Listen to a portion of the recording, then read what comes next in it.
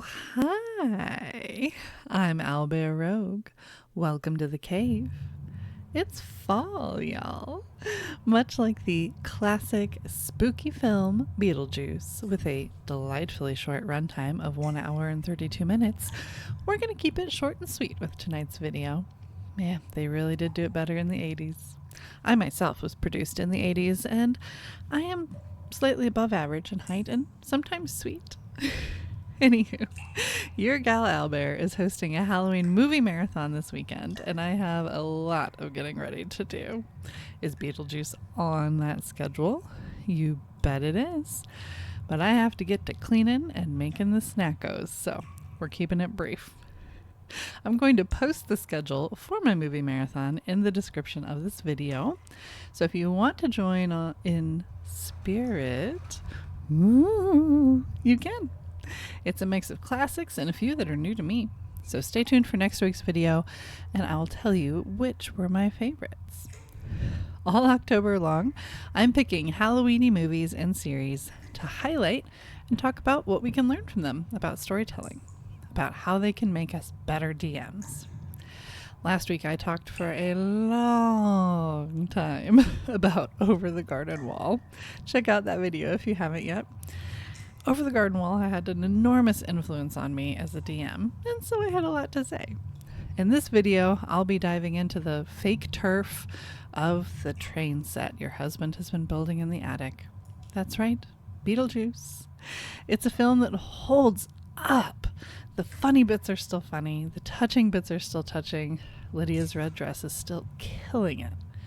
The special effects are perfection. You cannot outdo the practical effects of the 80s. But the biggest thing any movie that stands the test of time has is a great story. And this story just wouldn't be the same without its titular villain. Let's talk about what we can learn from Beetlejuice to make our big bads big better. Number 1, make a baddie your players will love to hate. Beetlejuice is absolutely the villain of the film. I know there's a lot of debate about whether he's an anti-hero or whatever. You just like him. That's what it comes down to. He's gross. He's manipulative. He does not have good intentions. But it's also hard to think of him as the villain because we love him so much. He's simultaneously repulsive and charming. A roguish charlatan, always looking out for number 1. Michael Keaton's work really cannot be praised enough here. Beetlejuice markets himself as a bioexorcist. And if that doesn't sound like a new background they should have included in D&D 2024, I don't know what does.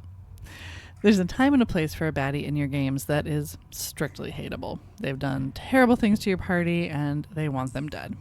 But there's also a reason that you can watch thousands of videos on YouTube, read thousands of young adult fiction books, etc., about falling in love with the villain.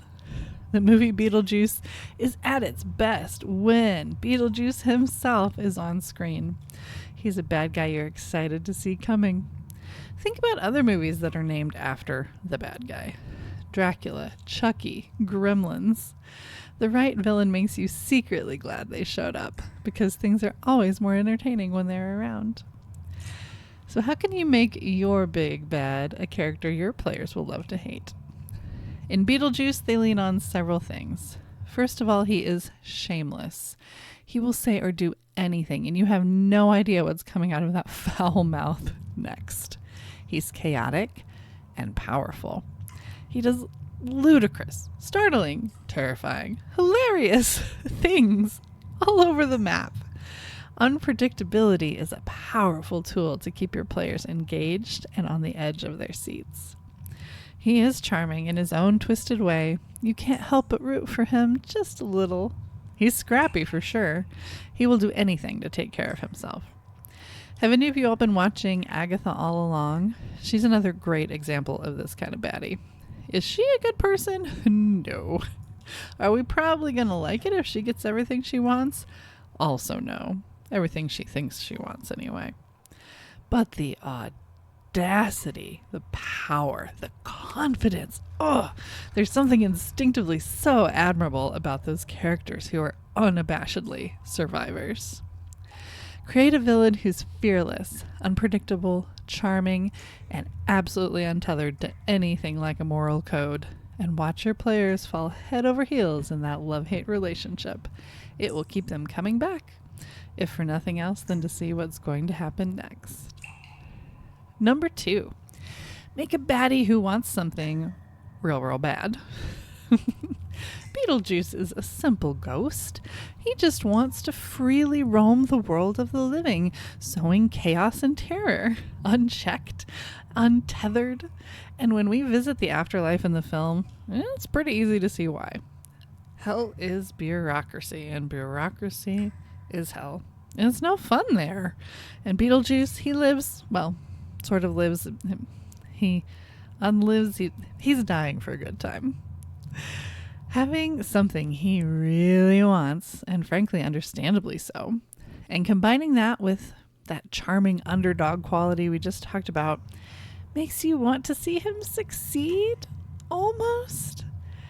But you have to remember, he is the villain here. He has to be just awful enough that you know letting him have his way is ultimately a terrible idea. It's a trope you see in a lot of stories.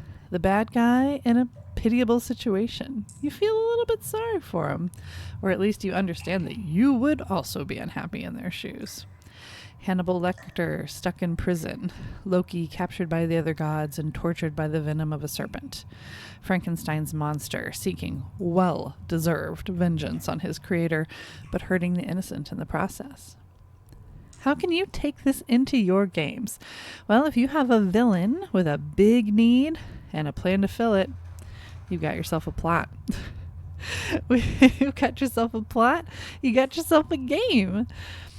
Make the need the villain has understandable, and that gives your plot, your world, depth, nuance, a sense of reality in a way that adds to the fun instead of being a buzzkill, as reality sadly so often is. Give your villain that big need. Beetlejuice just wants to be free, to have a little fun. Give your villain the wits and the daring to succeed. But make sure you remind your players every once in a while just how truly nasty they are at heart. At the end of the day, or perhaps at the end of a long, foggy night, that might be more appropriate, Beetlejuice is a creep.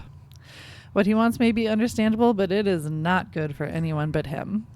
You can't blame a Beetlejuice-like villain for wanting to win, but your party dare not let them. Number 3, make a baddie your players need. The only thing better than having a villain with the big need is putting your party in a situation where they need the villain. This is a classic recipe for drama. Introduce it to your games and it will turn the intrigue, the danger, the stakes up to 11. In Beetlejuice, the lovely couple who are our protagonists are tempted to free Beetlejuice because they need him. They're ghosts in the house they've been happily haunting, that they can't leave even if they try, and you best believe they have tried, has been taken over by the world's worst yuppies. They're completely ruining their afterlife, and they're in over their heads. Beetlejuice just wants someone to say his name 3 times. They want help getting rid of the annoying people who've invaded their home. Later in the movie, Lydia, our other protagonist that we love and care about, wants to save this couple from a situation that finds them wasting away. She loves them. She has no way to help them on her own. She turns to Beetlejuice. He proposes that she marry him, and that way he will be free of the netherworld forever. She'll do anything to save her friends, and they make a deal. In both of these instances, the writers have created killer dramatic tension. It's a particularly great trope to deploy in a longer campaign. You've got time to build up your baddie as well. Bad. The party knows exactly who and what they're dealing with. And then a little ways in, introduce a situation where this despicable villain that they have history with suddenly has something they need. They can help the party in some way. But of course, villains don't work for free. Do your players dare make a deal with the devil? Take this to the next level by making your Beetlejuice-like baddie the big bad of the first half of your campaign, but later on, you meet a big bad in-the-game baddie. The party may only be able to defeat this ultimate goal, this ultimate villain, if they join forces with their Beetlejuice. They definitely won't ever come to a point where they regret that decision. No. Things like that always work out just fine. There you have it, friends. A cocky, shameless charlatan, an agent of chaos, the bearer of intriguing power, a baddie who wants something and will do anything to get it. Someone perhaps with something sinister to offer. A Beetlejuice baddie will double-cross you every time, but they'll never let you down as a DM. Have you seen the new movie yet? Let me know in the comments if you like it. I have been on the fence about seeing it. As with most remakes of beloved classics, I'm a little excited and a little tempted to just go watch the original again and forget that the new one ever happened. I'm curious to hear what you think I should do. Do I go see it? Ooh, I want to know. Don't forget to check out the schedule for my movie marathon this weekend in the description of this video, and tell me in the comments if there are any of your favorites on there. Again, feel free to watch along. Thank you, as always, for exploring the feminine urge to say, Beetlejuice, Beetlejuice, with me, Owlbear Rogue.